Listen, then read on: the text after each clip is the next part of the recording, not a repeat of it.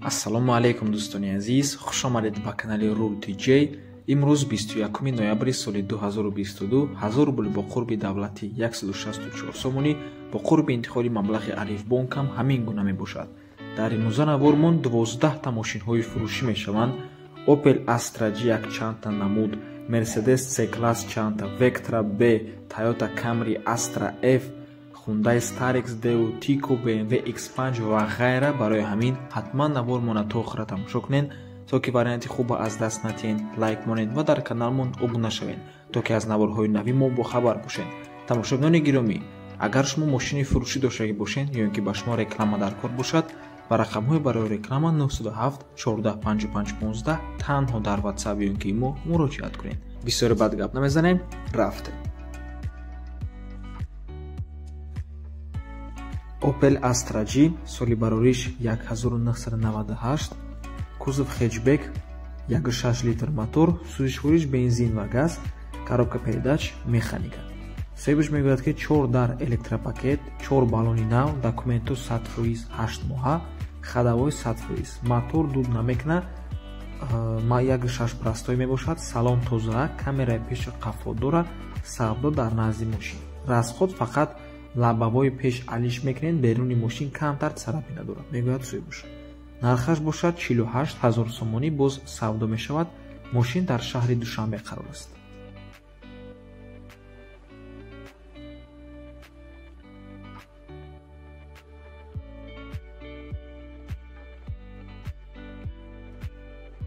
Opel Astra G, соли барориш 2007, кузов хэтчбек, передний привод, 1.4 литр мотор, сӯзишвориш бензин, коробка передач, механика.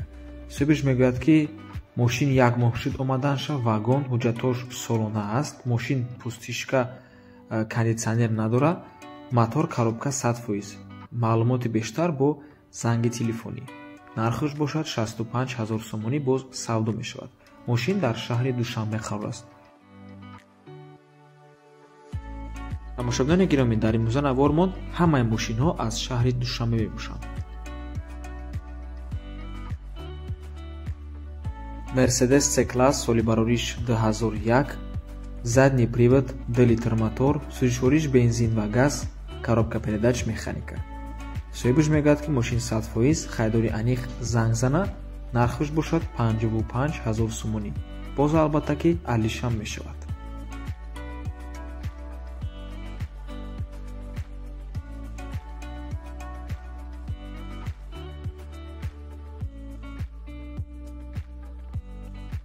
Mercedes C-ка, соли барориш 1998, задний привод, 1.8 литр мотор, рангаш хали серебристияй, сӯзишвориш бензин, коробка передач, механика. соҳибаш мегӯяд ки мошин ягон айб надора, илтимос беҳуда занг назанед, срочно сум дар курай, обогрев сидения дора, массажка дора, яъне массаж сидениям дорад, кондитсионер дора, ҳамаш кор мекна, срочно фурӯхта мешавад бо нархи 57 500 сомонӣ. боз савдо мешавад. мошин 98 сола.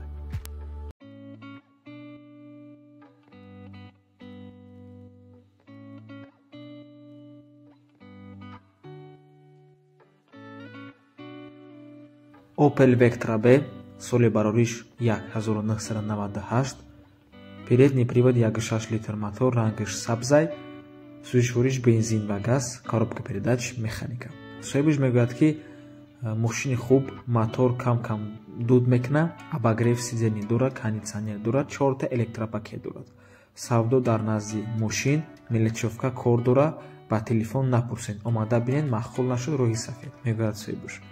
нархаш бошад ҳамагӣ 30 000 сомонӣ, савдо мешавад, алишам мешавад.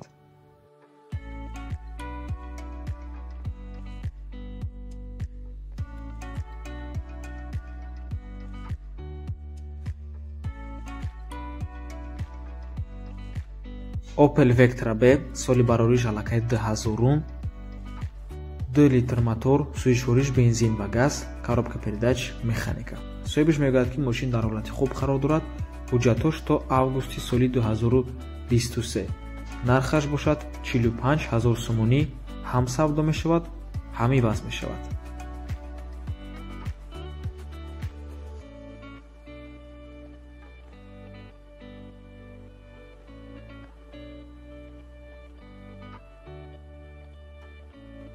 Toyota Camry соли барориш 2008, передний привод, 2.4 литр мотор, суишвориш бензин, фақат бензин, коробка передач автомат. Соҳибаш мегӯяд ки Toyota Camry V40 USA SK тоза, яъне американка, винаш 2009 сол, состояниш беҳтарин, маълумоти бештар бо тариқи телефон. ҳуҷҷатҳо аз 13 октябри соли 2022 то 12 октябри соли 2023. алиш намешавад, беҳуда занг назанед. мегӯяд соҳибаш. нархаш бошад 120 000 сомонӣ. марҳамат.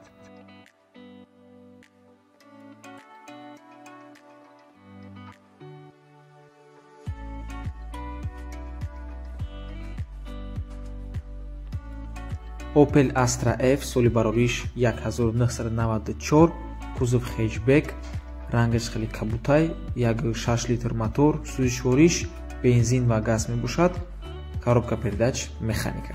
соҳибаш мегӯяд ки мошин дар ҳолати хуб қарор дорад, балонош нав, мотор, коробка хадавои гарантияш қатъӣ, салонош свежи без царапина, газ бензин дорад, ҳардуш кор мекунад. люк дорад, ҳуҷҷатҳош то охирои декабрай, чашкаҳош заводскоя беварид, задагӣ пӯсидагӣ надорад. хулоса харидори конкретни боша, боз савдо мешавад. нархи мошин 30 000 сомонӣ.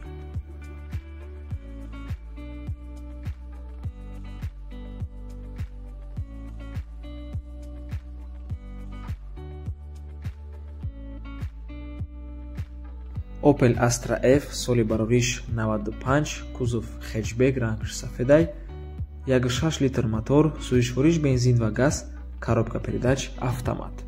соҳибаш мегӯяд ки фули бадай срочняй, биё бин бародар, журналистҳо илтимос занг назанед, биё айпеш бин срочно, мегӯяд соҳибаш. нархаш бошад 45 000 сомонӣ, боз савдо мешавад. марҳамат.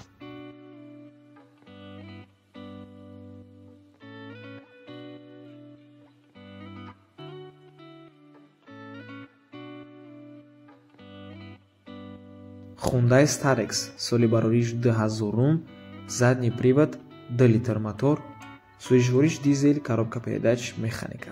соҳибаш мегӯяд ки мошин дар ҳолати нормалӣ қарор дорад, нархаш бошад 23 000 сомонӣ, боз савдо мешавад. мошин соли 2000 мебошад.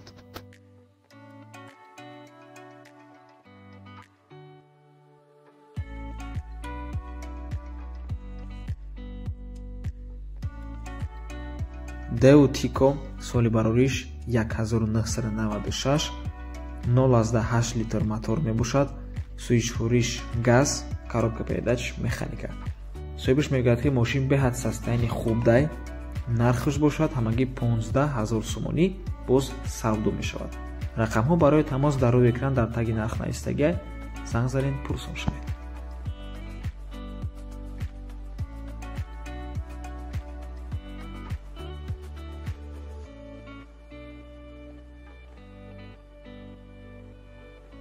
BMW X5 соли барориш 2015, кроссовер, рангаш мокрый асфальт, полный привод, 7.5 литр мотор, сӯзишвориш бензин, коробка передач автомат.